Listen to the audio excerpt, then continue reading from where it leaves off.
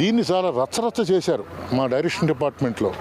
ఏంటంటే కొడుకులు సచ్చారా, వాళ్ళకి సమాధి కట్టాలా, అలాగే గురువుగారు శిష్యులందరూ కూడా మా తండ్రి మా తండ్రి అని చెప్పుకుంటారు, వాళ్ళందరూ పందులు అని చెప్పి ఇటువంటి నీచమైనటువంటి వర్డ్స్తో వాడాడు ఒక ఆయన డైరెక్షన్ డిపార్ట్మెంట్లో. ఆయన పేరు శ్రీవాత్సవ అంటండి.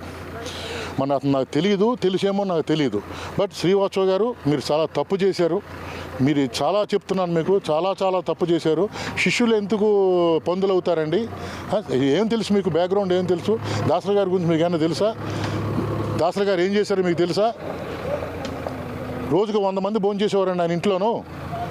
ఈ రోజు ఇలా ఉందంటే కారణం ఏదో సంథింగ్ రాంగ్. దాని గురించి మీరు శిష్యులేమో పందులను పిల్లలు సమాధి కడతారు. ఎవరైనా మీరు సమాధి కడతానికి సమాధి కడితే ఊరుకుంటారు అనుకుంటున్నారా మీరు?